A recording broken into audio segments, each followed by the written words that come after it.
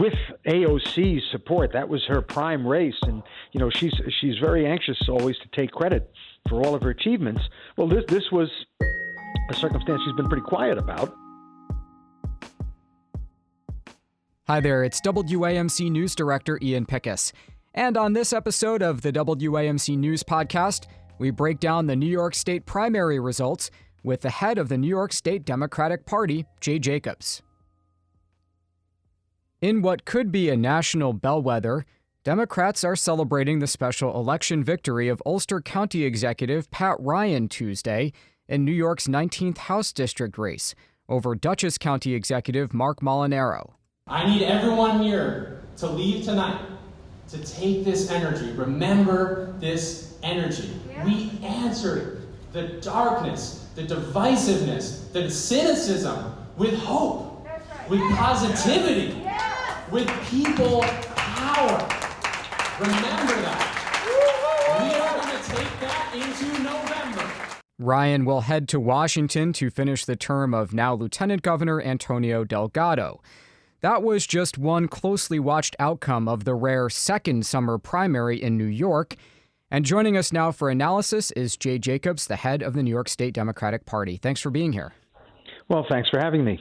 Overall, how do you think your party did in this latest primary? Well, I think it was a very good night. I think that certainly Pat Ryan's win is something to give us a lot of encouragement going into the fall. There's been a lot of naysaying all spring about how terrible Democrats are going to do. But I think voters are starting to get the message and beginning to understand that the Democrats are delivering across the board.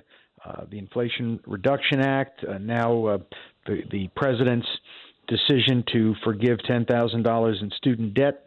I think, never mind the infrastructure, $1 trillion bill that was passed earlier on. Voters are beginning to see these things, and I think we're going to have a very good election this fall. In many national accounts of Ryan's campaign and victory, they focused on the fact that Ryan made abortion rights and reproductive rights a centerpiece of his campaign. Do you think that's the right message for Democrats this fall? I think it's one of the right messages. I don't think it's the only message, but I think that voters generally, Americans, are upset with what the conservative, extreme Republicans have been able to accomplish by loading up the Supreme Court with people who think the way they think. And the outcome, the result, was overturning Roe v. Wade. That's particularly upsetting. That was the law of the land for almost 50 years. And every poll shows, and it's overwhelming, that people believe in a woman's right to choose. And these draconian measures that are being put into place in some of the states to take away that right is something that's going to motivate voters. And Republicans are scared to death over it, and they should be. The generic poll of who Americans would like to see running Congress is basically even now. But Democrats also took a lot of redistricting hits in some key states. If you were handicapping the midterms, how likely do you think it is that Democrats will hold the House? Well, I think it's a toss-up. I think we can hold the House. I don't think, we're going to make much in the way of gains, but you never know. Something, the interesting thing about all of these predictions is they're predicated on today's reality. Over the next several weeks and into October, the world changes, things happen, and those things impact the voters' mood, the basic political environment. So we just don't know. And I would say this, if the Republicans do take the House, it won't be by a lot. And if Democrats hold the House, I think also it won't be by a lot. But I think we have a lot of promise and hope in the Senate. I think we'll pick up some seats, and that'll make legislating a bit easier, certainly if we do hold the House.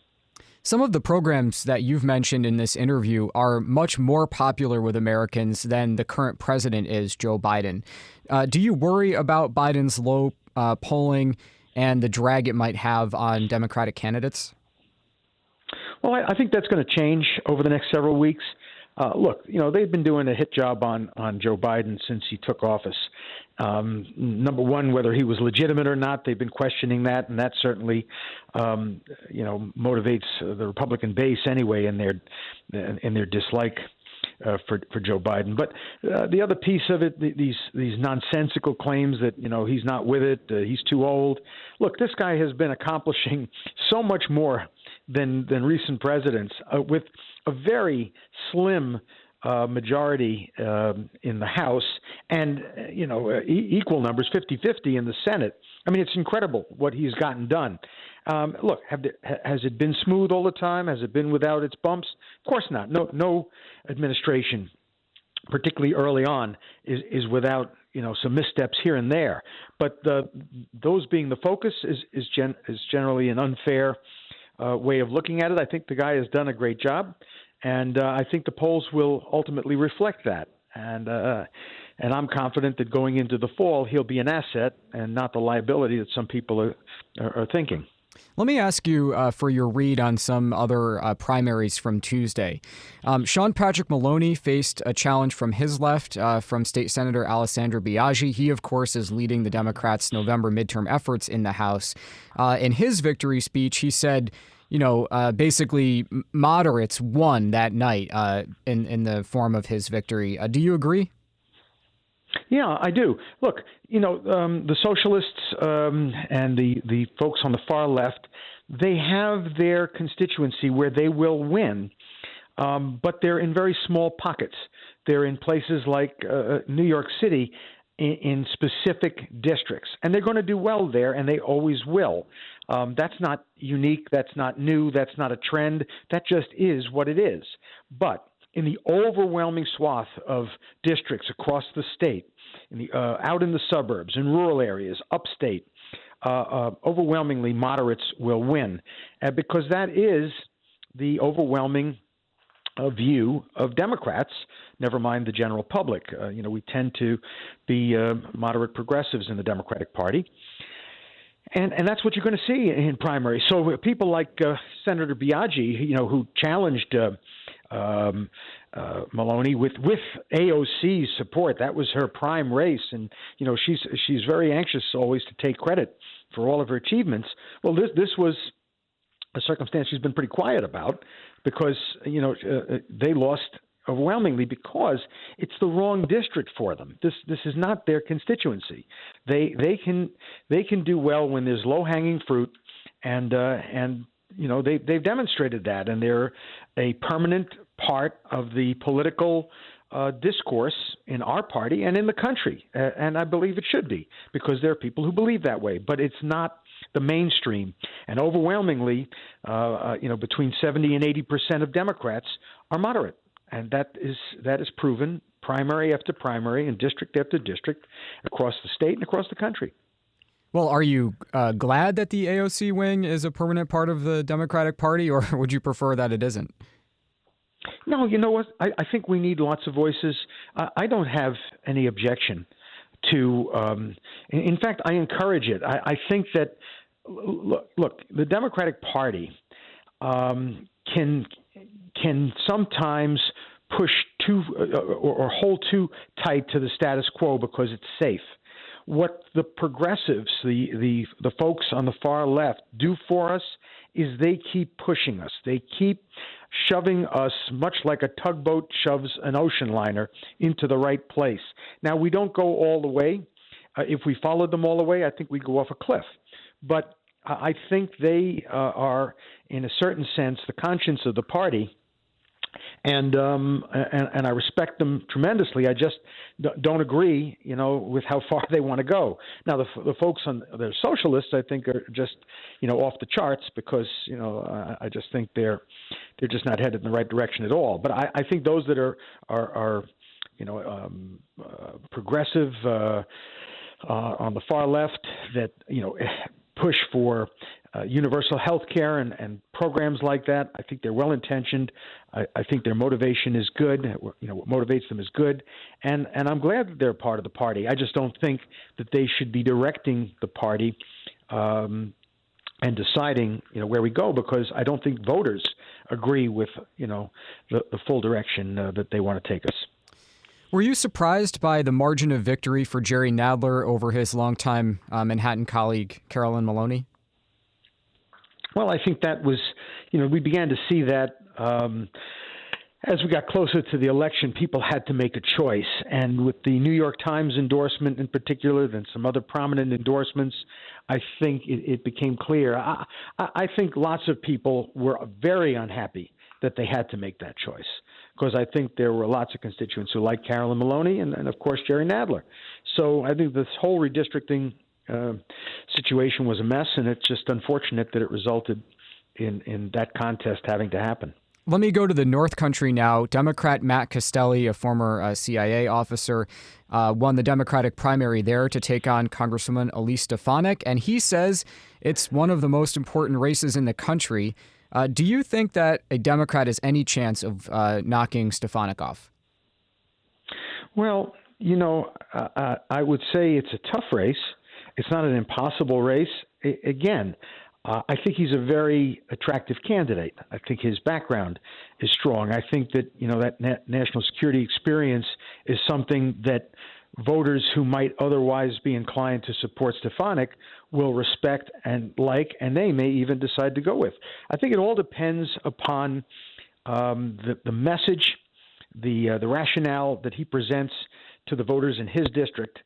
And it's got to be about things that connect with them personally. And if he does that, I think he can win. And if he does win, why, he's taken out a very powerful and important Republican leader of the extreme right. He's part of the Trump, the Trump faction of the Republican Party, and I think that would be impressive. So it's not impossible. I think that. It's an uphill battle, but I think he can do it, and he's the right candidate to get it done. If anybody can do it, I think he can. Do you think the Democratic Party will spend in that race, though, knowing that the odds might be against it? Well, what happens in all of these races, not just that one, is that we do a lot of polling. So we want to see where our best chances are, where we have to devote resources to defend incumbents and seats that we've held, and then at the same time where our best opportunities are. Resources are limited. You can't spend in every area that you want to. If we can see some polling that demonstrates that Stefanik's got weaknesses that can be used against her, and we might win that seat, then we'll spend some money there, sure. Governor Hochul is marking her first year in office as we speak, and she's running for a full term in November. How confident are you that she will win that race over Lee Zeldin? Well, she's got a lot of things going for her. Number one, she's really done a great job. She's changed the tone in Albany. She's far more collaborative. She gets a lot done. Sometimes the press doesn't cover it as much. I'm not blaming the press. I just think that we just don't have the coverage that she should get on some of the things that she has done. And I think that the other thing she's got going for her, she's very likable. When people get to meet her and get to know her, they like her immediately. So being likable helps in politics. Not perhaps the most important thing, but I think a very important component of getting elected. And then, of course, on the other end, she's running against Lee Zeldin, who is extreme. He's a guy that right after the January 6th insurrection, he voted against certifying Joe Biden's election. He's continued to maintain the election was stolen. That's a crackpot, frankly. I mean, I'm sorry. That is a crackpot.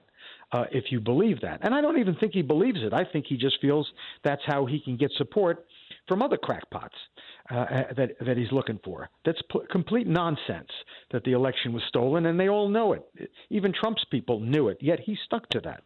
Then you take a look at his views on abortion. He favored what just happened with Roe v. Wade. That might sell in Mississippi or Alabama, but it's sure not going to sell in New York State. And so I think that he's on the wrong side of that issue. Then you turn to guns. Here's a guy who's all raging about crime and all the rest of it, and he doesn't want to do anything to support common sense gun restrictions. And he's against red flag. He's against everything that needs to get done to stop the gun violence. People are getting shot in the cities. They're getting shot everywhere in this country, in schools and the rest. And here you've got a guy that's just absolutely opposed to any kind of regulation of guns. And that doesn't sell in New York State either. I mean, there are people that will agree with him, and that's who he's playing to, but he's playing to a very small slice of the New York electorate. So in a state where Democrats outnumber Republicans 2-1, and Democrats are basically half of the voting population to start with, he's in a tough spot. So, I'm not looking at the polls, and I'm not becoming arrogant about it, but I just don't see where his path is to win, because to win, you have to win over voters. And that means that, Kathy Hochul has to have done a bad job, and it's quite the opposite. She's done a great job. Kathy Hochul is likable, and I think the voters will like her. And on top of which, Lee Zeldin's views and things that he supports are completely opposed to what the mainstream New York voters support. So I just don't see how you translate that into a win for him. So I feel pretty good about the election coming up, but we're going to fight hard. Okay, last thing, Jay. Your Republican counterpart, Nick Langworthy, the GOP committee chair, won a primary this week over Carl Palladino for Congress. Will we ever see you run for Congress? No. I'm happy where I am. I run a business. I don't do this. I make no income in this. I do it as a volunteer. So I have to earn a living, and I choose to do that in the summer camp profession that I'm in, and I enjoy it, and I enjoy the job that I do. I love working with people, and I love helping other people go to Congress.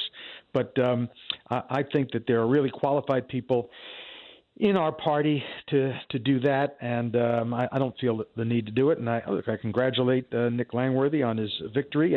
Again, when I use the term crackpot, I think that certainly Carl Palladino qualifies for that, and I'm at least glad that in that one district in New York, Republican voters showed enough common sense not to vote for somebody that is just that awful in his philosophy and what he espouses. And look, we'll see how it all turns out in the election. Of course, I'm hoping a Democrat wins at the end in that seat. But I think that's one small good sign for normalcy, because I think ultimately, look, we're two different parties. We believe in different things, but I think it's essential that you have a strong Republican Party as well as, of course, a strong Democratic Party, because that's how the system works best. When you have a Republican Party, as we have now, that's been taken over by such an extreme fringe group that are talking such nonsense, don't believe in facts, and it's actually a crazy party, then, democracy's got a real problem. So any signs that I can see of improvement on that end of the spectrum, I welcome, and I think that's a good thing for our country generally. That's Jay Jacobs, the head of the New York State Democratic Party. Jay, thank you for taking all of the time. We really appreciate it. My pleasure. Thanks for having me. All right, that does it for this episode of the WAMC News Podcast. Thanks so much for listening. Until next time, I'm Ian Pickus.